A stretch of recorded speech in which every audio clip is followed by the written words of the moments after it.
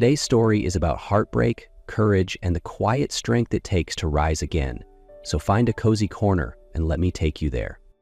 Golden sunlight spilled through the towering glass windows, casting a warm hue across the ballroom, which looked like it had been plucked from a fairy tale. Crystal chandeliers floated above like stars suspended in a velvet sky. Rows of white silk-covered chairs and delicate blush roses stood perfectly in place, every detail meticulously arranged for a moment that was meant to be magical. It was supposed to be the happiest day of Emma Blake's life. But there she stood, utterly alone amidst all that splendor, like a misplaced brush stroke on a flawless canvas. Her wedding gown clung to her slender frame, trembling with each unsteady breath. Her eyes scanned the room, desperately seeking a familiar face. Yet all she found were puzzled glances and awkward silence. Derek had disappeared. The ceremony was 30 minutes overdue. Worse yet, Chloe, Emma's best friend, was also nowhere to be seen. Then, a door creaked open at the back of the room. Derek, the heir to one of New York's most powerful financial dynasties, didn't walk in wearing his tailored wedding suit, but in wrinkled jeans and a half-buttoned shirt. At his side was Chloe, her best friend, the one who helped her pick the dress, the one who held her hand the night before, whispering calming words about the wedding night. Now, Chloe stood beside Derek, mascara smudged and wearing a smile she didn't even try to hide. "I'm sorry, Emma," Derek began, his voice more fitting for a boardroom pitch than the shattering of someone's entire world. "I can't do this. I can't marry you. Not when my heart belongs to someone else."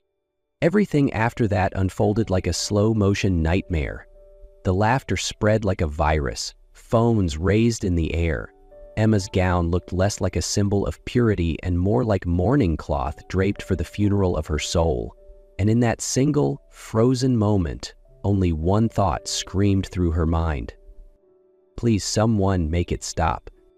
While the laughter continued to spread like a venomous storm, a sharp, grating sound suddenly sliced through the noise. The scrape of a chair. Heads turned. At the back of the room, a man was rising to his feet. No one had invited him. No one dared stop him. Julian Hart, media tycoon, a name that sent chills down Wall Street's spine, had risen from his black leather chair in the last row.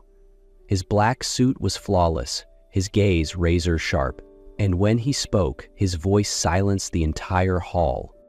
"Enough!" One word, no shouting, no rage, just absolute authority. No one responded. Even Derek stood frozen in place. Emma, still on the ground, didn't register what was happening until a pair of polished leather shoes stopped in front of her. Julian didn't hesitate. He knelt down, his tailored trousers brushing the marble floor without a single flinch. Everyone held their breath. Emma looked up, her vision blurred by tears. But the eyes she met didn't show pity, not disgust, not cruel amusement, just calm. "I won't let them destroy you," Julian said, his voice quiet but unshakable. No one in the room dared utter a word. Julian Hart had just draped his suit jacket over Emma's trembling shoulders like a shield against the arrows of judgment aimed her way. He rose, turning to face the entire room, and his voice cut through the crowd like a blade of ice. "If I see a single photo or video of this posted online," he paused, sweeping his steel gaze across the guests, "I will personally ensure it's the last thing you ever share." A phone slipped from someone's hand and hit the floor. The silence that followed wasn't awkward. It was pure, unfiltered fear. Emma woke up in an unfamiliar room, early morning light streaming through sheer silk curtains. The air held a warm, earthy scent. Cedarwood, leather, and something else entirely. Safety. She couldn't quite remember how she left the ballroom. Just fragments, strong arms lifting her, the purr of a Rolls-Royce engine, and then silence. Not a silence of pity or judgment, but of space. Space to breathe. The door opened gently. A middle-aged woman appeared, calm and composed. "Mr. Hart is waiting for you in the library." Library. The word evoked images Emma had only seen in novels, but when she entered, she understood. 2 floors of dark wooden shelves, vaulted ceilings, sunlight streaming through Gothic windows, casting delicate patterns on Persian rugs. Julian stood with his back to her, espresso cup in hand. He turned at the sound of her footsteps, still composed, still unreadable, yet something in his gaze had softened. "Sit," he offered.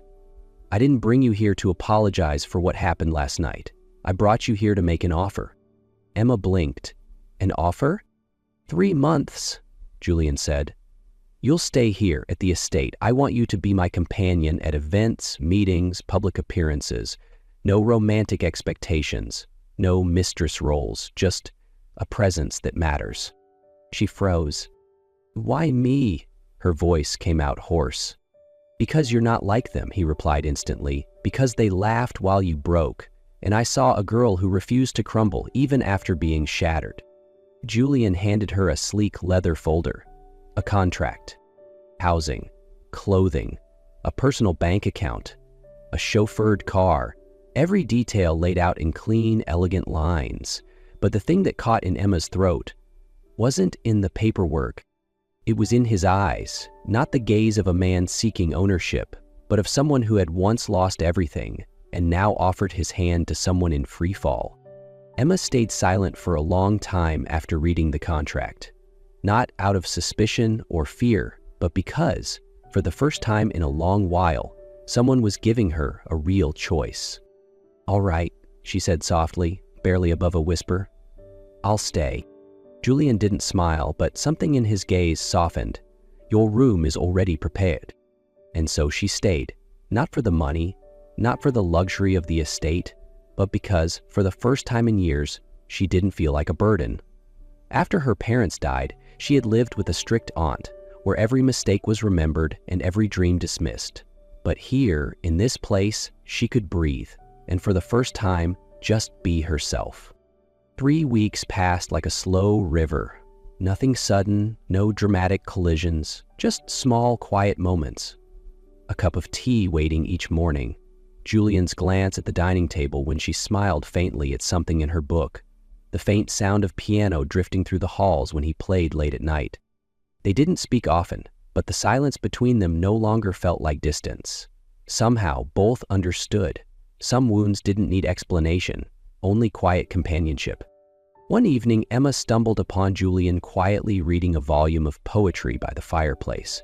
He looked up, their eyes met, and in that moment, without a word, they both knew. Something was growing between 2 hearts that had once been shattered. 3 weeks later, the Hart estate was quiet as Emma descended the grand staircase, the black dress hugging her figure like it had been tailored just for her. The gown was a statement. Not the betrayed bride in white, but a woman who knew her worth. Julian waited at the bottom, dressed in a tuxedo as if stitched from night itself. He looked at her, and for a moment, the world stopped turning. "Are you ready?" he asked, not calling her name, not touching her, simply standing beside her like a silent wall of steel. "Never been more," she replied, voice steady and sure. The Rolls-Royce carried them to one of the biggest fundraising galas of the year, a gathering of the city's most powerful names in finance and media. Camera flashes erupted the moment they stepped onto the red carpet, and, with every step Emma took, there was a quiet finality that silenced those who had once laughed at her. She didn't need to shout. She just had to walk like she had never been broken. Inside the grand hall, soft symphonies floated through the air. The crowd shimmered like a sea of light, but Emma saw only one point. The far corner where Derek and Chloe stood. Their eyes met hers, and shock washed over their faces. Julian leaned in and whispered, "They're watching." "Let them," she replied, her lips curling into a subtle smile. They approached, unflinching. Emma held her head high, eyes clear. "Hello, Derek." "Chloe." Her voice was calm, like still water. Derek stumbled over something about a misunderstanding, but Emma raised a hand to stop him. "You don't need to say anything. You both gave me the most important lesson of my life, about trust, self-worth, and who deserves to stay." She smiled, not with pain, not with rage, just a woman who had walked through fire and come out whole. As she turned and walked away with Julian, the room held its breath. No one laughed anymore. That night, Emma didn't win Derek back. She won herself. The night after the gala, the rain came. Heavy droplets pelted the tall windows of the sitting room as if the sky itself had decided to release all the weight left behind by unspoken things. Emma sat in the library, still in the black dress from the night before. She hadn't changed, afraid perhaps that once it came off, so would the strength it had symbolized. The firelight flickered across the walls, dancing in her eyes, tired but quietly content. The door creaked open. Julian. He hadn't changed either. His tie loosened, jacket draped over one shoulder. He looked like he hadn't slept either. "You did better than I expected," he said softly, taking the seat across from her. "You silenced that entire room." "It wasn't me," Emma replied. "It was you. You helped me stand." Julian fell silent for a while, then finally spoke, his voice low and real. "I lost my wife and our first child, an accident. I was in a meeting, and by the time I got there, it was too late." Emma didn't ask, she just listened. "After that night, I built walls. I couldn't save them, so I stopped believing I could save anyone." She looked up and met his eyes, no longer the cold CEO, but a man carrying scars too deep to show. "But you saved me," she whispered. And in that moment, between rain and firelight, two hearts that had once fallen apart quietly found each other, not through grand words, but through truth and the quiet start of healing.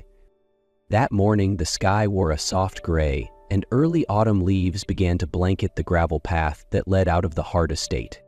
Emma woke with a strange mix of calm and unease. When she opened her door, a crisp white envelope sat neatly on her desk, embossed with the seal of Oxford University. Inside were words that made her heart pause. Full scholarship in literature. She had applied months ago, back when she believed her future was tied to someone who was no longer in it. An old dream had returned, but the world around her had changed. Julian entered just as she held the letter in her hand, still afraid to breathe. He glanced at her face, said nothing, then took the letter and skimmed it. There was a short silence before he spoke. "You have to go." Emma folded the paper slowly, her voice barely holding steady. "And what if I don't want to?" Julian looked at her not as the protector, but as a man learning to let go. "If you stay, years from now, will you blame me for holding you back? Oxford is a whole world. I can't be the reason you don't live it." She looked down, hiding the waves of emotion rising inside her. "Thank you for saving me," she said, though her voice wavered with the weight of what goodbye truly meant. "No," Julian replied, his voice steady but quieter. "You didn't just remind me how to live. You made me want to." When she left, there was no dramatic farewell, no tears at the doorstep. But as the car passed through the wrought iron gates, Emma turned back and saw Julian standing still at the second-floor window, framed in silence. He didn't wave, but the quiet way he stood there made her cry the entire ride to the airport. That moment, etched behind the glass, would become the still frame she carried through every lecture hall, every lonely night in Oxford. After the day Emma left, everything at the Hart estate sank into a different kind of silence. No more soft footsteps in the halls, no warm voice in the library each morning. Julian never called, but every few days he sent a message, short enough not to bind, gentle enough to let her know he was still there. "It's colder in London than in New York. Don't forget your scarf. I read a poem today. It reminded me of you. Stop staying up so late." Emma never said much either, but her replies, simple, steady, kept something familiar pulsing between them. "Thanks, still wearing the wool scarf from last winter. That poem, was it really? You should sleep early too." Once, Julian had a business trip to London. On the final afternoon, after meetings had ended, he asked his driver to stop on a quiet street near the Oxford student dorms. And then he saw her, walking out of a little bookstore, arms full of old poetry volumes, hair loosely tied back, wrapped in a soft gray cardigan. She smiled at the bookseller, her eyes lighting up over a title she'd been searching for. She was still the girl he remembered, but stronger, more radiant than ever. Julian remained in the car. He didn't get out. He just watched, as if that alone could warm a corner of his heart. When Emma disappeared around the corner, he looked away, opened his phone, and typed a simple message. Just passed by a bookstore. Don't stay up too late. She never knew that message was sent from the same street she had just walked. And both of them still held a love inside their chests, quiet and unnamed. 6 months later, New York City glowed under a gusty March night. The Imperial Hotel shimmered like a palace in the heart of the city, hosting the year's most prestigious charity gala, Julian Hart's first public appearance in months. He stepped onto the stage with his signature composure, but in his eyes there was something else, something searching, as if among the 100 lights he was looking for something that didn't belong here. Education, he said, shouldn't be a privilege, it should be a chance, and sometimes the right chance can change a life. As his words faded, his eyes locked onto a familiar silhouette near the entrance. Emma, she stood there, not dramatic, not flashy, but present like a quiet light at the end of a tunnel. Her navy moon dress flowed with every step, her long hair curled gently and her gaze steady, deep, spoke of a journey and a return. Julian went still. The crowd hushed. He stepped down from the stage, each step sure, as though his heart were leading the way. Emma didn't look away, and as he drew closer, the world narrowed to just the two of them. "You came back," he said, his voice hoarse. "I never should have left," she answered. "Oxford taught me a lot, but the most important thing is that I don't need a place to run. I need a place to return to." Julian smiled. For the first time in months, a smile heavy with hope. He reached into his jacket and pulled out a ring, not new, but the one he had never gotten to give. "I bought this the day you left," he said, "not to hold you back, but to remind myself not to let go again." He dropped to one knee, right there in the middle of the glittering hall, with hundreds of eyes watching. "Emma Blake," he said, "we once signed a contract to survive. Will you now promise to live this life with me?" Emma laughed through her tears. "If you still want someone who cries over poetry and reads until 3 a.m., then yes." She stepped forward, took his hand, and when he slid the ring onto her finger, the applause around them faded into nothing. All that remained was the warmth between two hands that once had forgotten what it meant to feel. Julian pulled her into his arms, not to protect, but to hold on to the one who had chosen to stay. That night, under applause and camera flashes, Emma and Julian didn't prove anything to the world. They only proved to each other that real love doesn't need to be said early, it just needs to be held at the right moment. Real love doesn't always arrive with grand gestures. It shows up in quiet moments, in the pauses that speak louder than words. If this story found a place in your heart, please like, share, and don't forget to subscribe to Noah Stories. And tell me, have you ever held on just long enough for love to find you back?